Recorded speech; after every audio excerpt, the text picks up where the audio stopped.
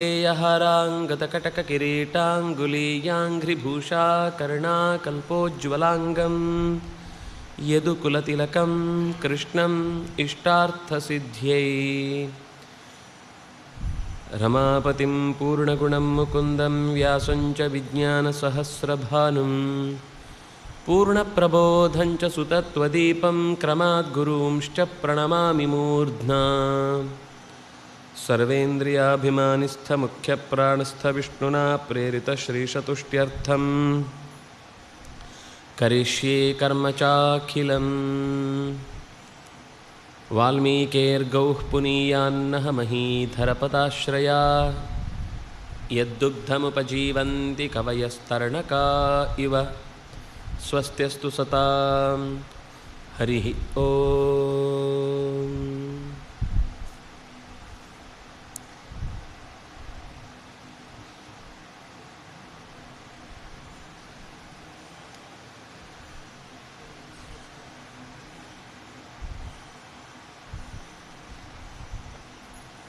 ಶ್ರೀರಾಮಚಂದ್ರ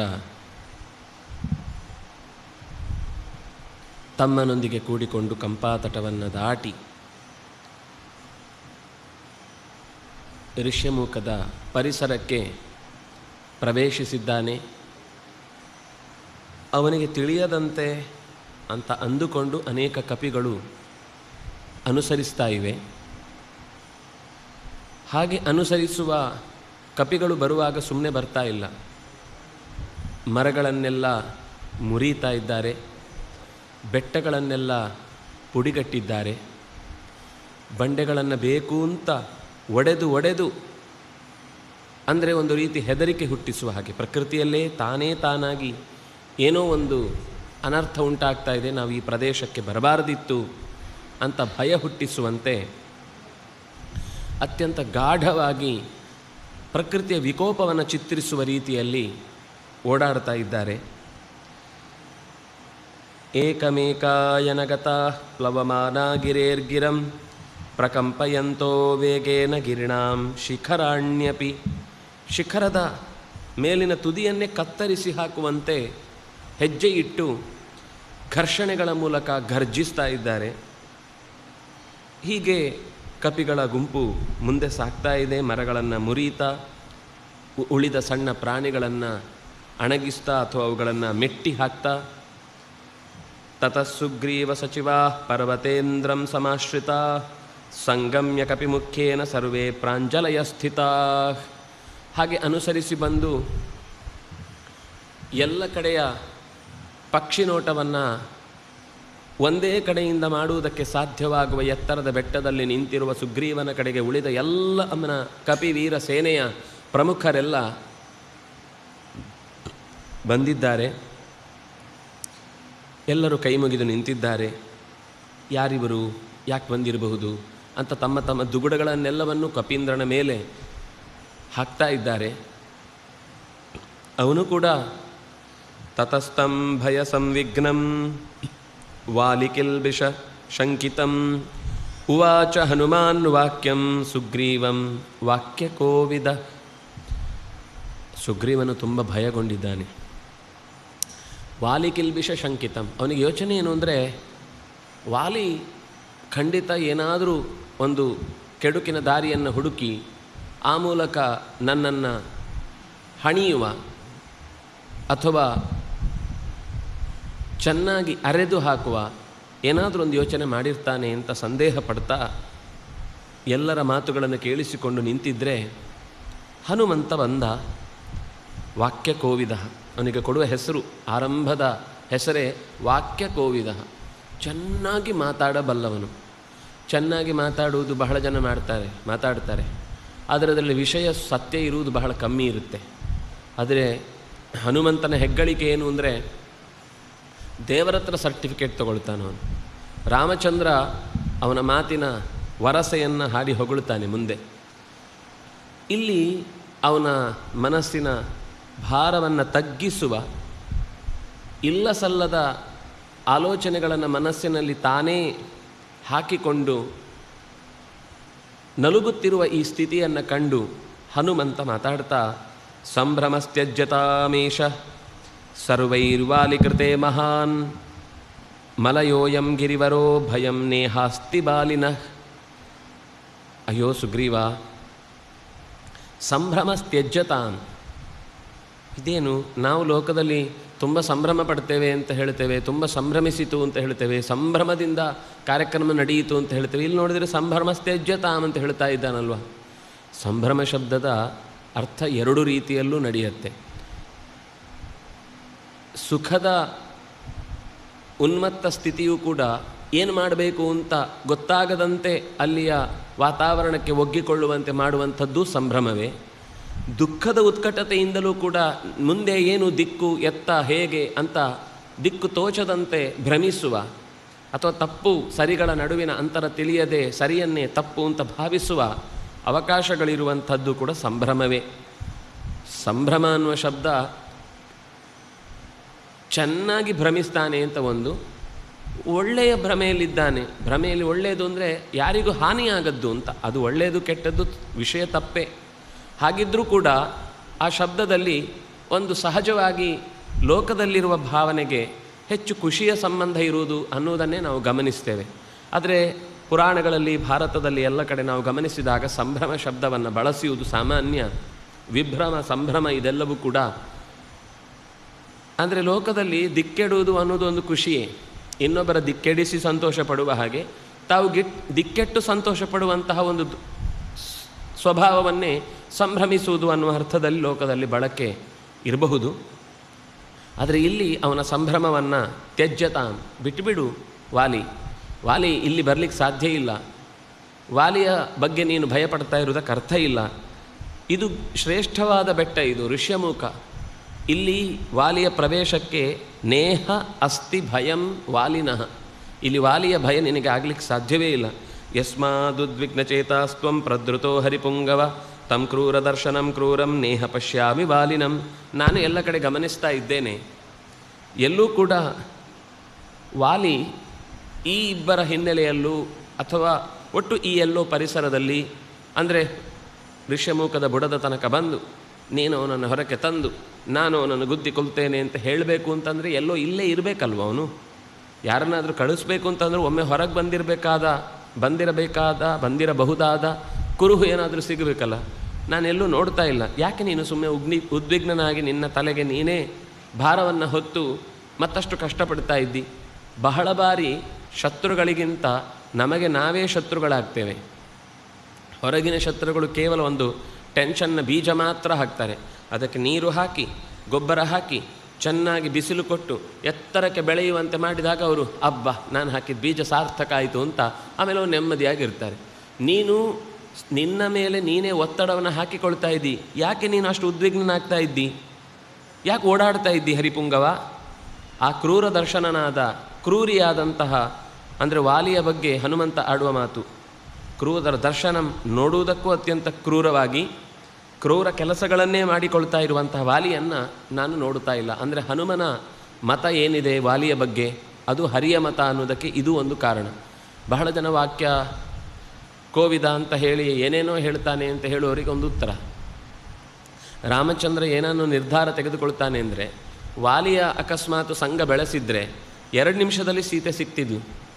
ಆದರೆ ಅವನ ಒಳಿತು ಕೆಡುಕುಗಳ ಲೆಕ್ಕಾಚಾರದಲ್ಲಿ ಆತನ ಗುಣದಲ್ಲಿ ಕೆಡುಕು ಹೆಚ್ಚು ಇದೆ ಅನ್ನುವ ಕಾರಣಕ್ಕಾಗಿ ಕ್ರೂರ ದರ್ಶನಂ ಕ್ರೂರಂ ವಾಲಿನಂ ಪಶ್ಯಾಮಿ ಅಂತ ಹನುಮಂತ ತಾನೇ ಮೊದಲು ಕೊಟ್ಟಂತಹ ಅವನ ಬಗೆಗಿನ ಒಂದೆರಡು ಮಾತುಗಳು ಇಲ್ಲಿ ಕಾಣಿಸುವುದು ಹೀಗೆ.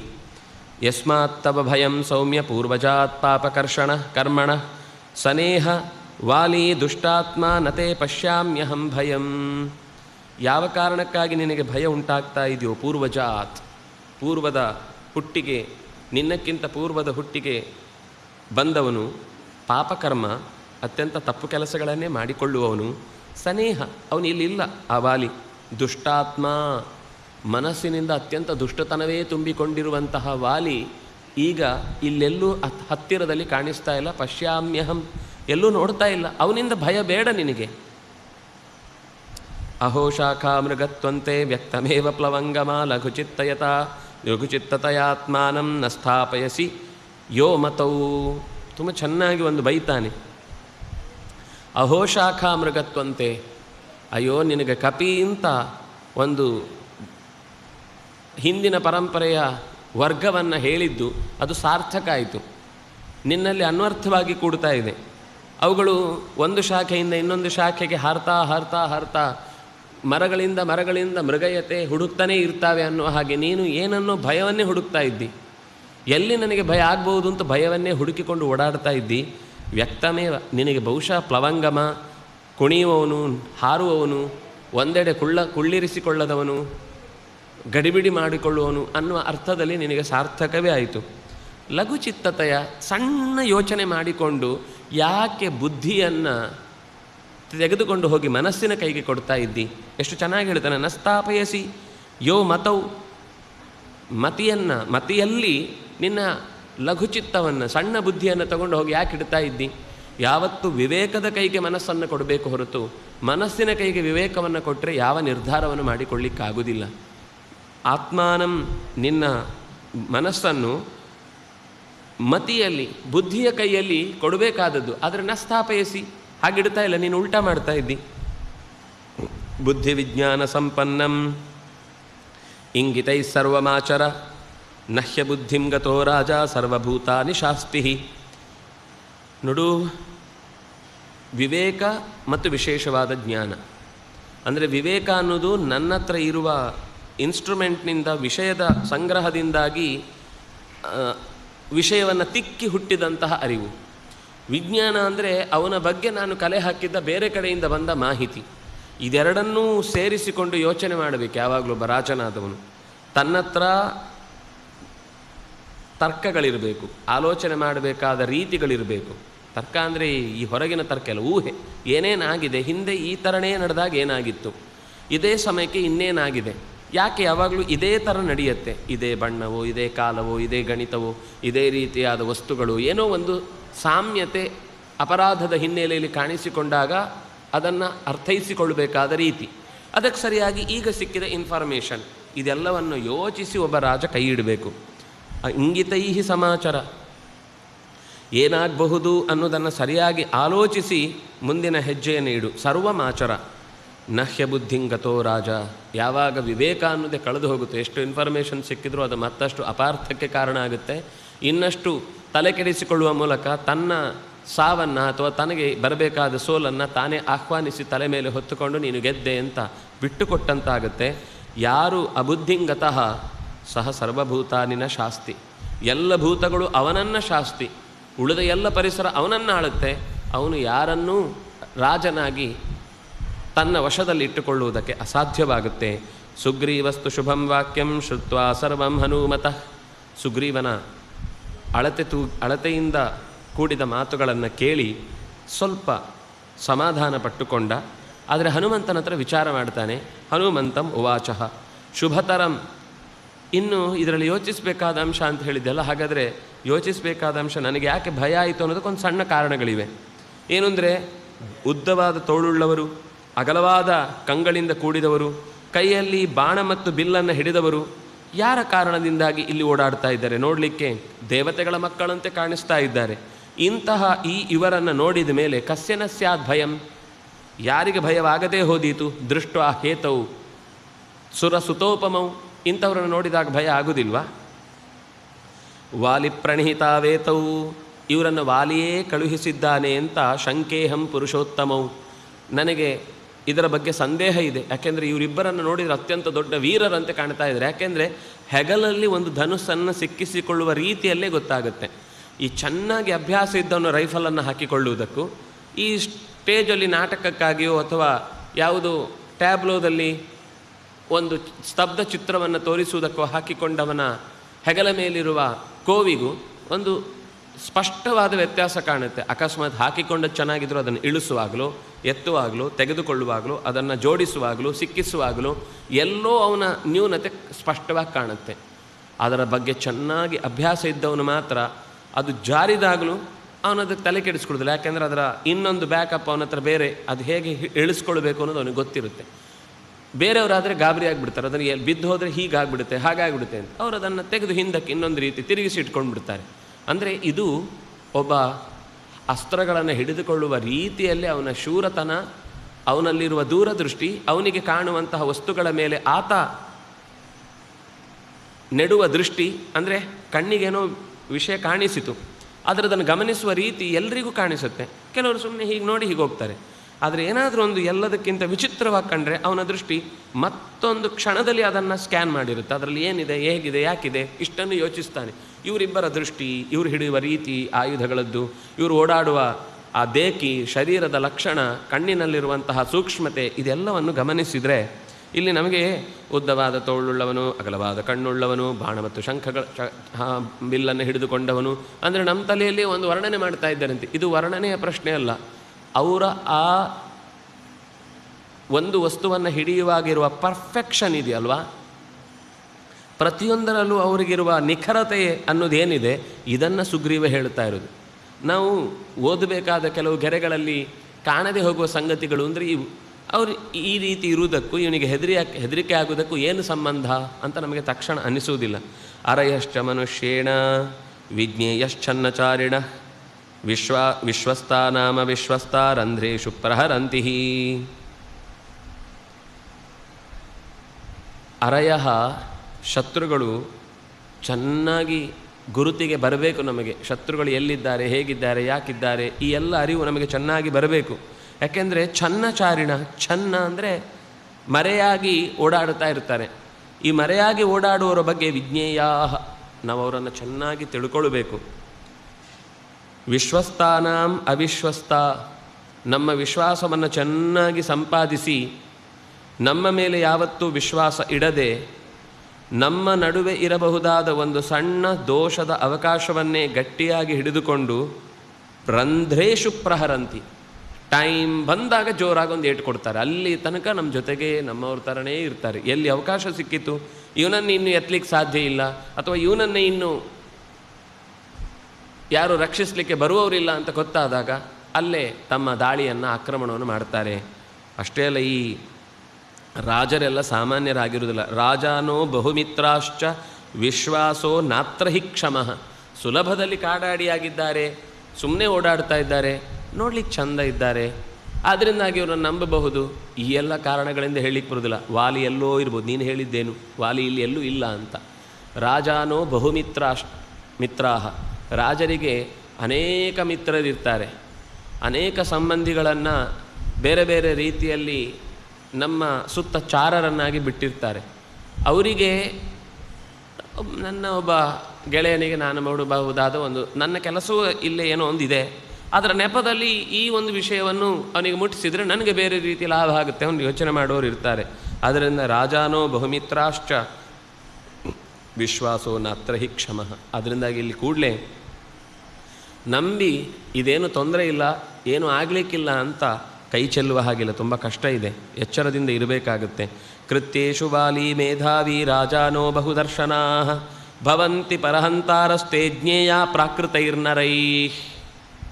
ಕೃತ್ಯೇಷು ವಾಲಿ ಮೇಧಾವಿ, ಅವನು ಹೇಳಿದ್ದು ಮನುಷ್ಯರಲ್ಲಂತೂ ನಾವು ತುಂಬ ಗಮನಿಸಿಕೊಳ್ಬೇಕಾಗುತ್ತೆ. ಅಂದರೆ ಇದೊಂದು ರೀತಿ ಮನುಷ್ಯರ ಮೇಲೆ ಒಂದು ಮಾಡಿದ ವಿಶಿಷ್ಟವಾದ ಆರೋಪ. ಮನುಷ್ಯರಲ್ಲಿ ಕೂಡಲೇ ನಾವು ವಿಶ್ವಾಸ ಇಟ್ಟು, ಅಯ್ಯೋ ಅವ್ರು ಮನುಷ್ಯರು, ಸಣ್ಣ ಪ್ರಾಣಿಗಳು, ನಮಗೆ ಅವರಿಗಿಂತ ಹೆಚ್ಚು ಬಲ ಇದೆ, ಕಾಮರೂಪರು, ಕಾಮಗಮರು, ಬೇಕಾದಲ್ಲಿಗೆ ಬೇಕಾದ ವೇಷ ತೊಟ್ಟು ಹೋಗಬಹುದು ಅಂತಂದ ಅಷ್ಟೇ ಮಾತ್ರಕ್ಕೆ ಮನುಷ್ಯರಿಂದ ನಮಗೇನು ತೊಂದರೆ ಇಲ್ಲ ಅಂತ ಭಾವಿಸುವ ಹಾಗಿಲ್ಲ. ಅದರಲ್ಲೂ ವಾಲಿ ಮೇಧಾವಿಯಾಗಿದ್ದಾನೆ. ಕೃತ್ಯೇಷು ಮೇಧಾವಿ, ಯಾವ ಕೆಲಸವನ್ನು ಯಾರ ಹತ್ರ ಹೇಗೆ ತೆಗೀಬೇಕು ಅಂತ ಚೆನ್ನಾಗಿ ತಿಳಿದವನಾಗಿದ್ದಾನೆ. ಮತ್ತು ರಾಜರಲ್ಲಿ ಸಹಜವಾಗಿ ಅನೇಕ ಥರದ ಜನರನ್ನು ನೋಡಿರ್ತಾರೆ. ಅದರಿಂದಾಗಿ ಬಹುದರ್ಶನ, ಅವರಿಗೆ ಬೇರೆ ಬೇರೆ ದೃಷ್ಟಿಕೋನಗಳಿರ್ತವೆ. ಬೇರೆ ಬೇರೆ ರೀತಿಯಿಂದ ನಮ್ಮನ್ನು ಕೆಳಗಿಳಿಸುವ ಅಥವಾ ಅಳಿಸಿ ನಾಶಪಡಿಸುವ ವಿಧಾನಗಳೆಲ್ಲ ಚೆನ್ನಾಗಿ ಗೊತ್ತಿರುತ್ತೆ.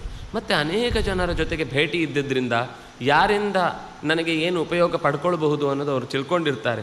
ಭವಂತಿ ಪರಹಂತಾರ, ಅವರೇ ಯೋಚನೆ ಮಾಡಿ ಪರಹಂತಾರ, ಶತ್ರುಗಳನ್ನು ನಾಶ ಮಾಡಲಿಕ್ಕೆ ಎಲ್ಲ ಥರದ ಆಯುಧಗಳನ್ನು ಬಳಸ್ತಾರೆ.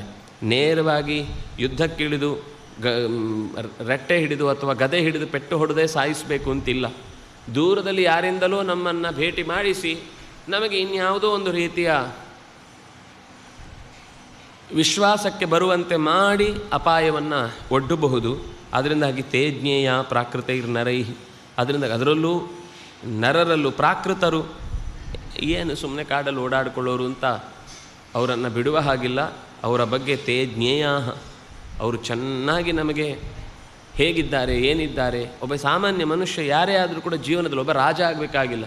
ಒಬ್ಬ ಮನುಷ್ಯನು ಪ್ರತಿಯೊಂದು ರೀತಿಯಿಂದಲೂ ತನಗೆ ಬರಬಹುದಾದ ತೊಂದರೆಗಳ ದೂರದೃಷ್ಟಿಯನ್ನು ಇಟ್ಟುಕೊಂಡೇ ಹೆಜ್ಜೆಯನ್ನು ಇಟ್ಟುಕೊಂಡು ತನ್ನ ಜೀವನದಲ್ಲಿ ಯಶಸ್ಸಿನ ದಾರಿಯ ಕಡೆಗೆ ಹೆಜ್ಜೆ ಇಡಬೇಕಾದದ್ದು ಪ್ರತಿಯೊಬ್ಬ ಮನುಷ್ಯನಿಗೂ ತಾನು ಕಲಿಯಬೇಕಾದಂತಹ ಪ್ರಮುಖವಾದ ಸಂಗತಿ ಅಂತ ಹೀಗೆ ಹೇಳಿ, ತೌತ್ವಯ ಪ್ರಾಕೃತೇನೈವ ಗತ್ವಾ ಜ್ಞೇಯೌ ಪ್ಲವಂಗಮ ಇಂಗಿತಾನಾಂ ಪ್ರಕಾರೈಶ್ಚ ರೂಪವ್ಯಾಭಾಷಣೇನ ಚ.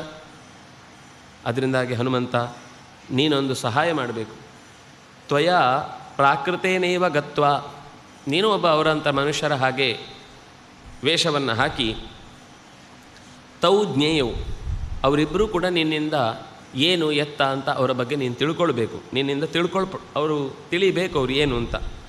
ಇಂಗಿತಾನಾಂ ಪ್ರಕಾರ ಯಾಕಾಗಿ ಬಂದಿದ್ದಾರೆ, ಅವರ ನಡೆಯಲ್ಲಿ ನಿನ್ನ ಬಗ್ಗೆ ನೀನು ಪ್ರಶ್ನೆ ಕೇಳಿದಾಗ ಅವರ ರಿಯಾಕ್ಷನ್ ಹೇಗಿತ್ತು, ಇದು ಎಲ್ಲದರ ಬಗ್ಗೆಯೂ ಕೂಡ ಇಂಗಿತಾನಾಂ ಪ್ರಕಾರೈಹಿ, ಅವರ ಬೇರೆ ಬೇರೆ ಬೇರೆ ಬೇರೆ ಗೆಸ್ಚರ್ಗಳಿರ್ತವೆ. ಹುಬ್ಬು ಗಂಟಿಕ್ಕಿದ್ದಿರ್ಬೋದು, ಹಣೆಯಲ್ಲಿ ಗೆರೆಗಳು ಬಂದದ್ದಿರಬಹುದು, ಕಣ್ಣು ಮಿಟಿಕಿಸಿದ್ದಿರಬಹುದು, ತುಟಿಯನ್ನು ಪಕ್ಕಕ್ಕೆ ಸರಿಸಿದ್ದಿರಬಹುದು, ಕೈಯನ್ನು ಅಲ್ಲಾಡಿಸಿದ್ದಿರಬಹುದು, ಅಥವಾ ದೇಹವನ್ನೇ ಭುಜವನ್ನೇ ಯಾಕೋ ಬೇಡ ಅಂತ ಅನ್ನುವ ನಿರ್ಲಕ್ಷ್ಯವನ್ನು ತೋರಿದ್ದಿರಬಹುದು.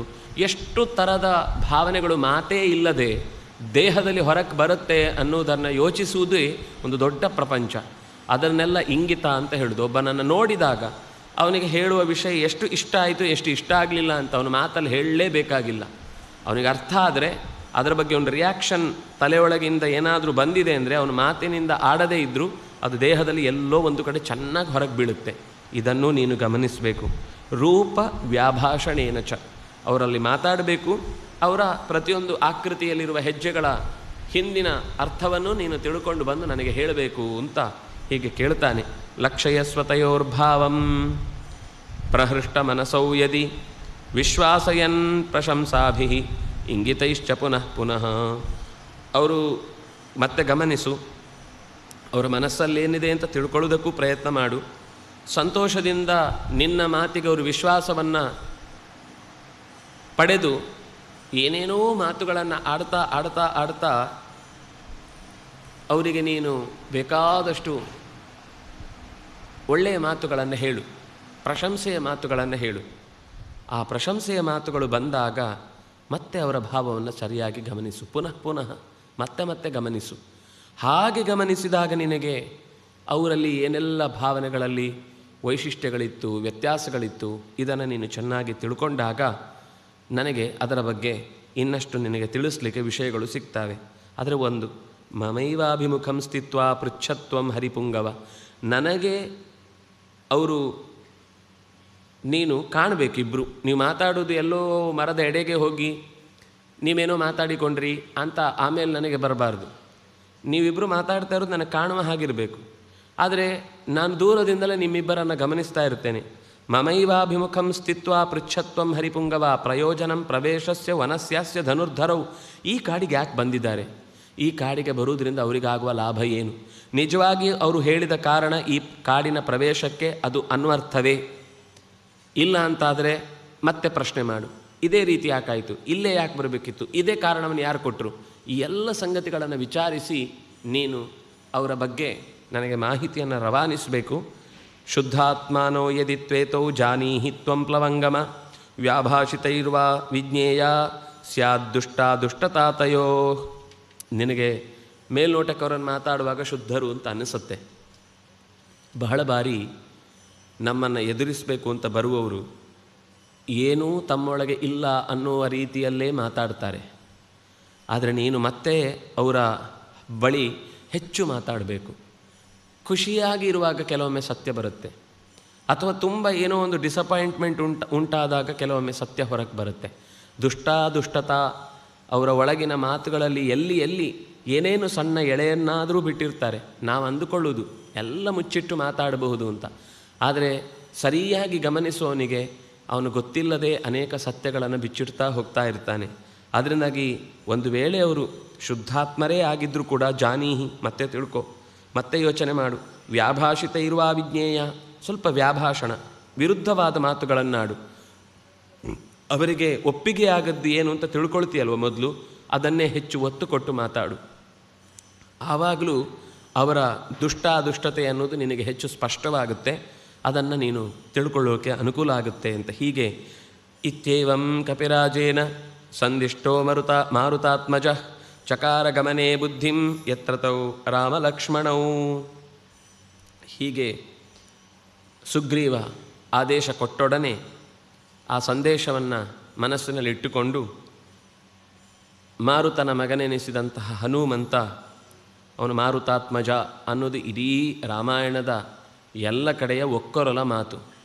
ಅದು ರುದ್ರಾತ್ಮಜ ಅಂತ ಕೆಲವೊಮ್ಮೆ ಶಬ್ದ ಬಂದಿದ್ದರೆ, ರುದ್ರೋಸಿ ಪರಿರಕ್ಷಿತ ಇಂದ್ರಸ್ತ್ವಂ ಅಂತ ಪ್ರಾಣನನ್ನು ಹೊಗಳುವಾಗ ನೀನು ಇಂದ್ರನಾಗಿದ್ದಿ, ನೀನು ವರುಣನಾಗಿದ್ದಿ, ನೀನು ಶಿವನಾಗಿದ್ದಿ ಅಂತ ಈ ಎಲ್ಲ ಮಾತುಗಳಿಂದ ಪ್ರಾಣನನ್ನು ಸ್ತೋತ್ರ ಮಾಡುವಾಗ ನೀನು ಪರಿರಕ್ಷಿತ, ನೀನು ಎಲ್ಲರನ್ನೂ ರಕ್ಷಿಸುವ ಸಾಲಿನಲ್ಲಿ ನಿಂತು ಪ್ರಾಣವನ್ನಿತ್ತು ರಕ್ಷಿಸುವವನಾದ್ರಿಂದಾಗಿ, ನೀನು ಎಲ್ಲರ ಒಳಗೆ ನಿಂತು ರೋಗವನ್ನು ಕಳೆಯುವವನಾದ್ರಿಂದಾಗಿ ನಿನ್ನನ್ನು ರುದ್ರ ಅಂತ ಕರೀತಾರೆ ಅನ್ನೋದು ಉಪನಿಷತ್ತಿನ ತಮ್ ದೇವಾಸ್ತುವಂತಿ. ಆ ಸ್ತೋತ್ರದಲ್ಲಿ ಸ್ವತಃ ಶಿವನೂ ಇದ್ದಾನೆ, ಇದ್ದು ಮಾಡಿದ ಪ್ರಾಣನ ಸ್ತೋತ್ರ. ಅಲ್ಲಿಯೇ ನೀನು ರುದ್ರೋಸಿ ಅಂತ ಹೇಳುವ ಮಾತು ಬಂದಾಗ ಅದು ಪ್ರಾಣನಿಗೂ ಒಂದು ಹೆಸರು. ಹಾಗಾಗಿ ಪುರಾಣಗಳಲ್ಲಿ ಎಲ್ಲೋ ಒಂದು ಕಡೆ ಸಿಕ್ಕಿದ ಮಾತು ಉಳಿದಂತೆ ಇಡೀ ರಾಮಾಯಣದಲ್ಲಿ ಅಥವಾ ರಾಮಾಯಣದ ಬಗ್ಗೆ ಉಳಿದ ಪುರಾಣಗಳಲ್ಲಿ ಎಲ್ಲೆಲ್ಲಿ ಬಂದಿದೆಯೋ ಅಲ್ಲೆಲ್ಲ ಮಾರುತಾತ್ಮಜ, ಪವನಾತ್ಮಜ, ವಾಯುಪುತ್ರ ಅನ್ನುವ ಅಂಜನಿ ಪುತ್ರ, ಈ ಶಬ್ದಗಳೆಲ್ಲವೂ ಕೂಡ ಅವನಿಗೆ ಅದು ಅವನು ಮಾರುತನ ಮಗ ಅಥವಾ ಮಾರುತನದ್ದೇ ಅಂಶ ಅನ್ನುವ ಅಂಶವನ್ನೇ ಒತ್ತಿಕೊಡುತ್ತೆ. ಇಲ್ಲೂ ಅದೇ ಮಾತು, ಮಾರುತಾತ್ಮಜ ಗಮನೇ ಬುದ್ಧಿಂಚಕಾರ, ರಾಮಲಕ್ಷ್ಮಣರ ಬಳಿಗೆ ಹೋಗುವುದಕ್ಕಾಗಿ ಸಿದ್ಧತೆ ನಡೆಸಿದ. ಆದರೆ ಅವನು ಸೀದಾ ಹೇಳಿದ ತಕ್ಷಣ ಲೆಫ್ಟ್ ರೈಟ್ ಅಂತ ಹೋಗಿ ಅವನ ಎದುರುಗಡೆ ನಿಲ್ಲಿಲ್ಲ. ಅದಕ್ಕೊಂದು ವಿಚಿತ್ರವಾದ ರೂಪವನ್ನು ತೊಟ್ಟ, ಬಹಳ ಗಮನ ಇಟ್ಟು ಕೆಲವು ಪ್ರಶ್ನೆಗಳನ್ನು ಕೇಳಿದ. ಆ ಪ್ರಶ್ನೆಗಳಲ್ಲಿ ತೆಗೆದುಹಾಕುವಂಥದ್ದು ಯಾವುದೂ ಇರಲಿಲ್ಲ, ಅಥವಾ ಇನ್ನೂ ಕೆಲವು ಕೇಳಬೇಕಿತ್ತು ಅಂತ ಅನ್ನುವ ಸೇರಿಸಬೇಕಾದ ಅಂಶವೂ ಇರಲಿಲ್ಲ. ಹೀಗೊಂದು ಮಾತುಕತೆಯನ್ನು ಮುಂದೆ ಹನುಮಂತ ಯಾವ ವೇಷದಲ್ಲಿ, ಯಾವ ರೀತಿಯ ಪ್ರಶ್ನೆಗಳಲ್ಲಿ ರಾಮ ಲಕ್ಷ್ಮಣರನ್ನು ಕೇಳಿಕೊಳ್ತಾನೆ ಅಥವಾ ಕೆಣಕುತ್ತಾನೆ ಅನ್ನೋದನ್ನು ಮತ್ತೆ ನಾಳೆಯ ಚಿಂತನೆಯಲ್ಲಿ ನಾವು ನೋಡೋಣ. ಕಾಯೇನ ವಾಚ ಮನಸ ಇಂದ್ರಿಯರ್ವಾ ಬುದ್ಧಿಯ ಆತ್ಮನಾವಾನುಸೃತ ಸ್ವಭಾವ ಕರೋಮಿ ಯದ್ಯತ್ ಸಕಲಂ ಪರಸ್ಮೈ ನಾರಾಯಣಾಯೇತಿ ಸಮರ್ಪಯಾಮಿ. ಕೃಷ್ಣ.